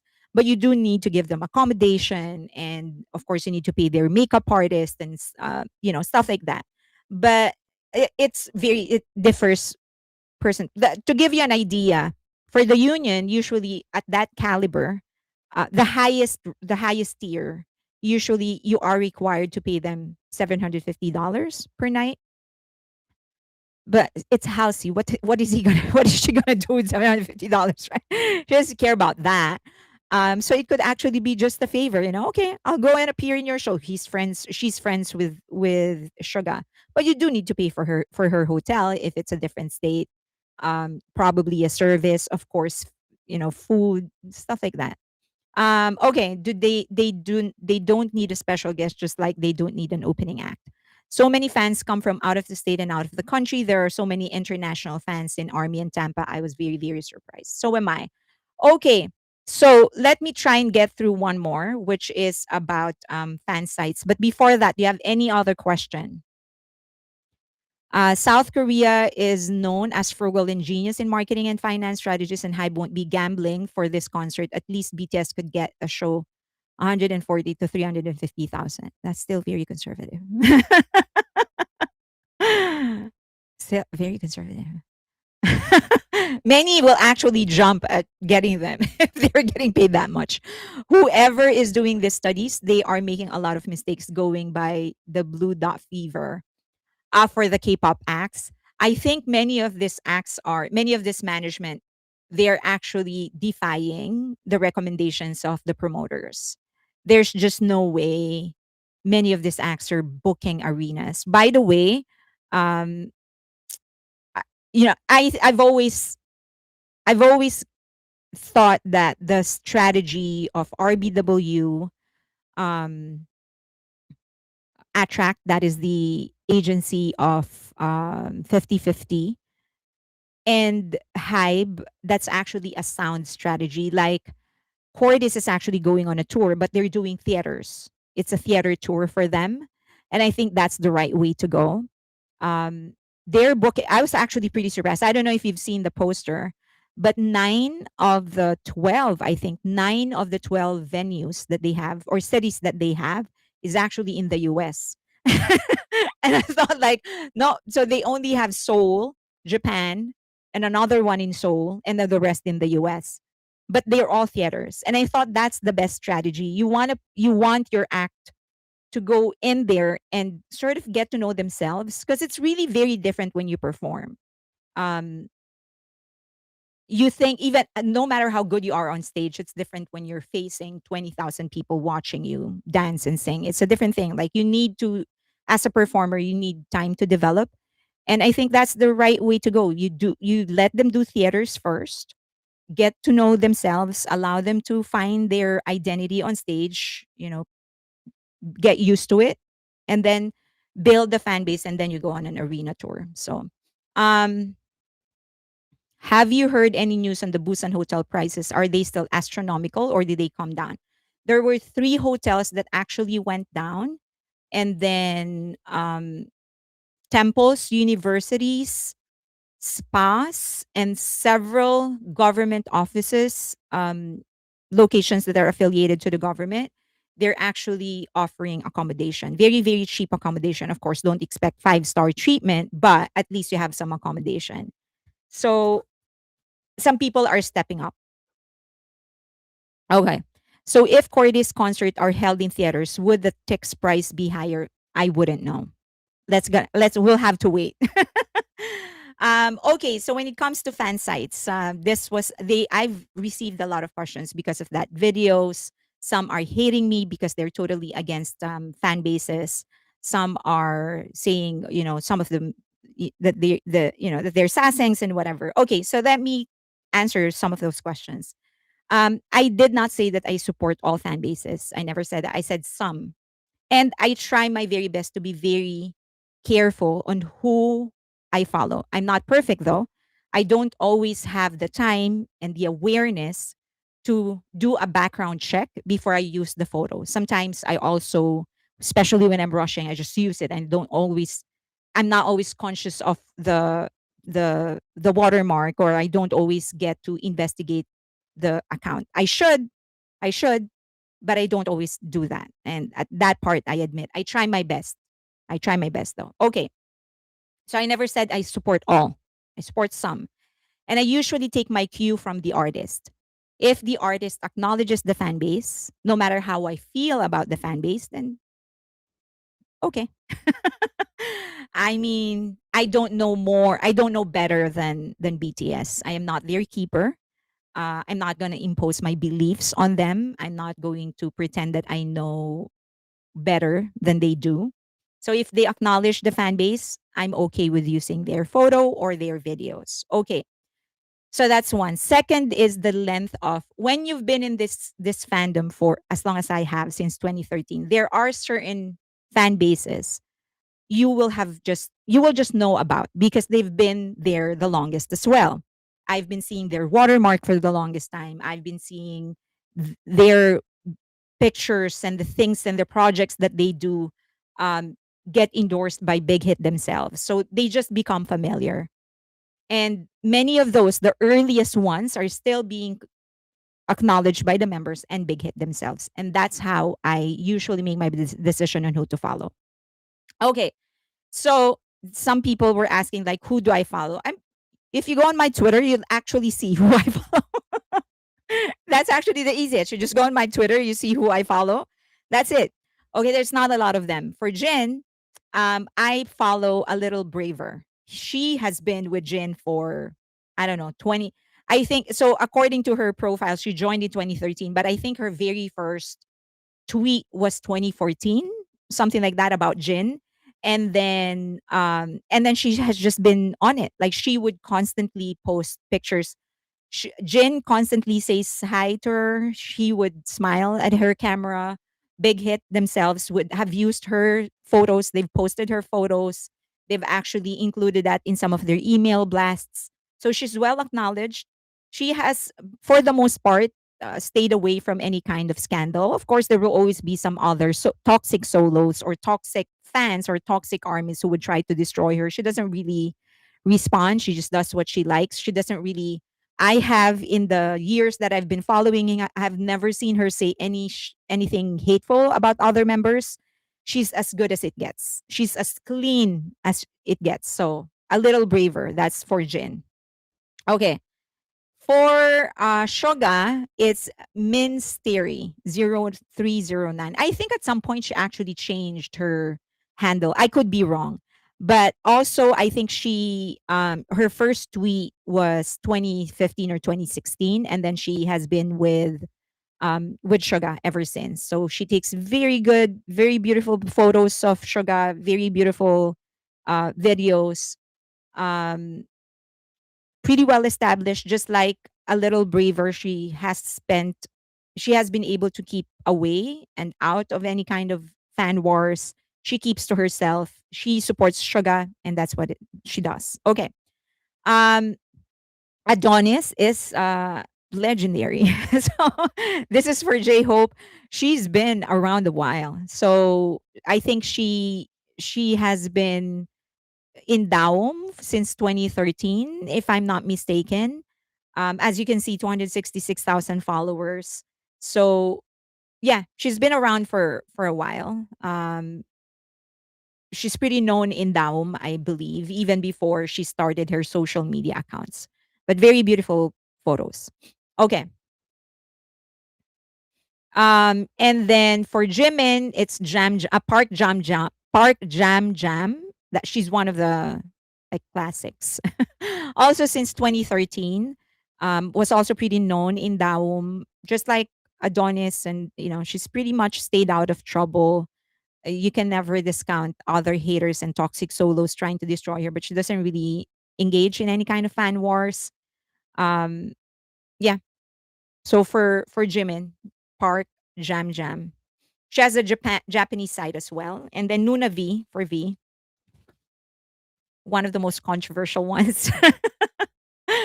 um, yeah, she's published some photos where she got called out. Like, how did you get access to this kind of schedule?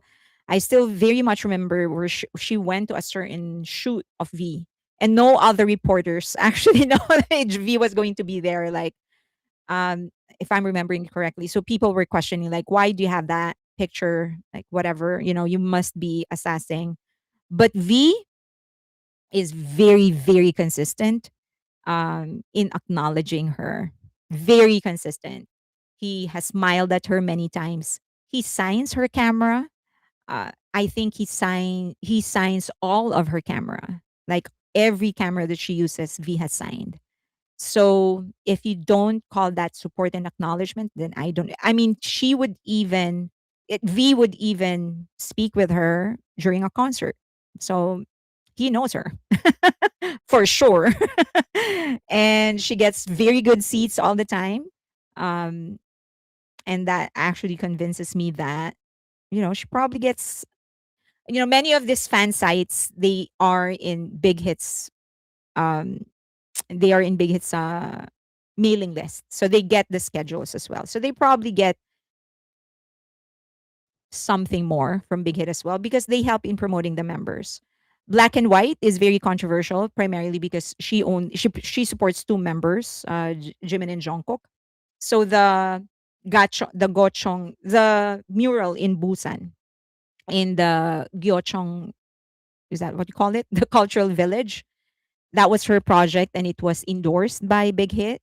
Jungkook has spoken to her in the middle of a concert, like actually have a conversation with her in the middle of a concert. They know her. Both members know her. Just like Nuna V and a little braver. Many of her photos have been used by Big Hit.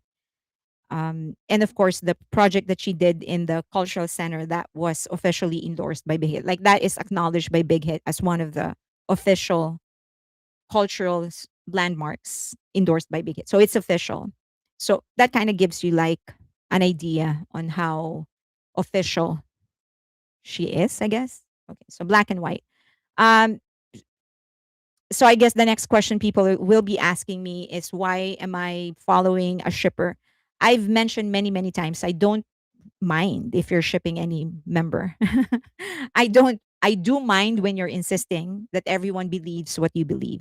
If you want to ship, go ahead and do that away from me. Now, if some people in the community, like you are, several people they believe, okay, but just don't expect me to believe. Okay. So, and she does not do that. She just likes posting pictures. So, okay. And again, I always defer to the members. They acknowledge her, they're good with me. Snow Peach is actually a classic. Like she was really one of the earliest solo fan bases. She's inactive right now. I think the last time that she posted was December of 2015. But before that, she was not posting for like a year and a half. But that's normal. I mean, maybe life took over. We don't know what's happening with her life. So it's kind of sad that she doesn't post anymore, but she's actually one of the like respected and popular fan bases. As you can see, 1.5 million followers. And these people like Snow Peach, Jam Jam, Black and White, Adonis, all these fan bases, they know each other, they actually follow each other. So those are the ones that I follow. Now there are certain new ones, like new fan bases that are posting good pictures. I follow them. I don't follow them, but I do use their photos sometimes. And when a time comes that they get acknowledged as well, then I'll probably follow them as well. So that's the answer to how do I decide who to follow or what content to consume. Primarily, if BTS members have acknowledged them, then I will follow them and I will consume them. That's the easiest. Second is time. So if you've been doing it for years, then I know that you're kind of dedicated. Now, no fan base is clean. In other words, every fan base would have gotten into some kind of controversy within the fandom just because there are toxic fans. So that's not really a consideration. It's more like the why, like what happened. So even if there is a controversy, I try to understand what it is, just like I try to understand what happened to Headliner. Nuna V has published photos of V on locations no one else knows about. Isn't that a stalker behavior? Um, uh, it is that a stalker behavior? It could be a stalker behavior, but as I've said, to this day, V continues to acknowledge her. So am inclined to believe that she was there because she was given the go signal to be there, and that she published the photo because it was okay. I think this fan bases, because they get a lot from Big Hit, they're closely monitored. So if she publishes anything that displeases Big Hit or himself, then we would know. But to this day, V still acknowledges her, so I'm okay. Um, does RM have a dedicated fan site, or did I miss that? I was waiting for someone to actually ask. He used to have one, which I unfollowed because it has been inactive for a while. Now I know what you're going to say. Why did you not unfollow Snow Peach when she has been inactive in a while? She posted December, so I followed her again, and then she's not posting it again. I cannot quite remember who was the fan base of RM, but I unfollowed her because she actually became inactive even before military enlistment. So I can't quite remember. When it comes to me, I will let you know. But so far nothing on RM because I can't find any fan site which RM himself has acknowledged. That person was one of the few that RM has acknowledged himself. So I was following her, and then she just stopped posting. So that's the answer to the question. Black and White is a shipper. Well, she probably is, but just like any other shipper, I don't see her insisting that to everybody else that the two are the legit couple. She just posts pictures, beautiful pictures of the two. For as long as she stays in that lane, I'm good with her. Okay. That's it. Those are the questions. Do you have any other question on that? Oh, I made it 2 hours and 1 minute. I was so confused on taking pictures. The guys were obviously at our spot for those two to take pictures. So I pulled my phone out and took a few. I don't have much though.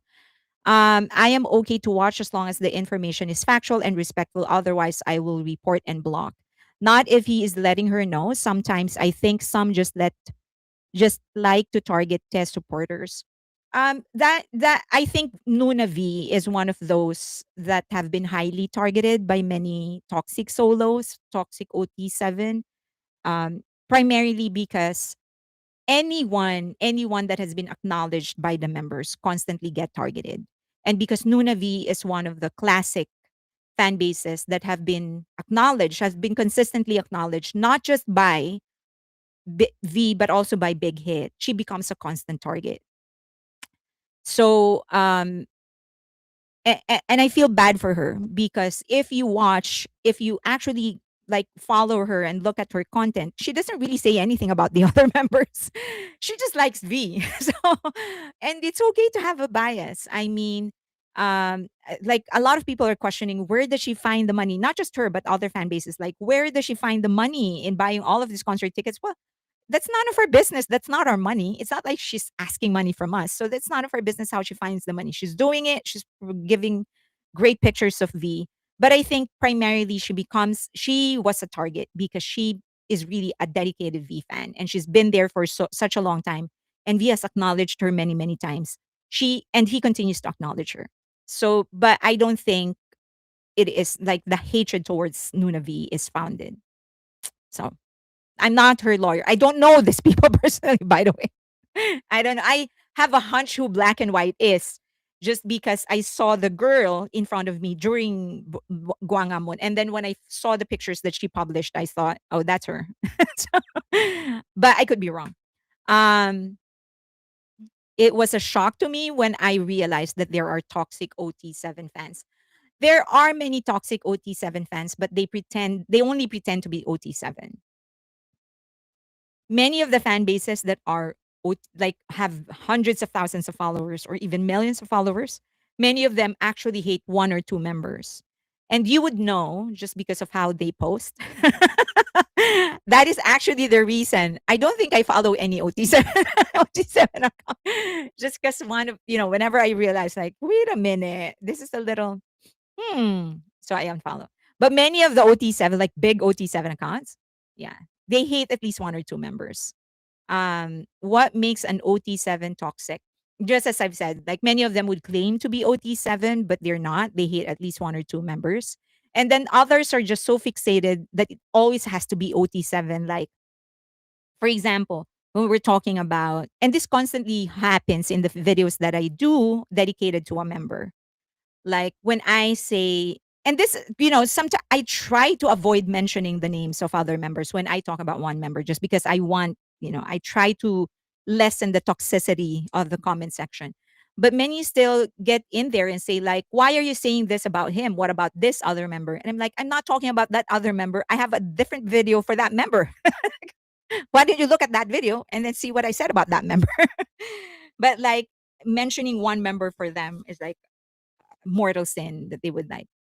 How can you hate a member? I don't know. So, but yes, um, some think that the ultimate dodo is actually works for Hive. Maybe she does takes great videos. I don't think that ultimate dodo is just one person. I think it's a group.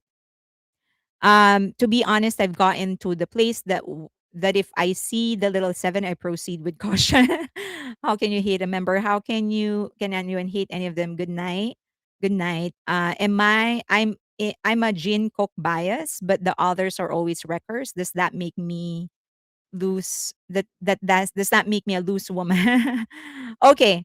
Those OT7 sites that do that seem to always leave out the hated member, the hated person, or the post, or they post jokes or insulting things about them.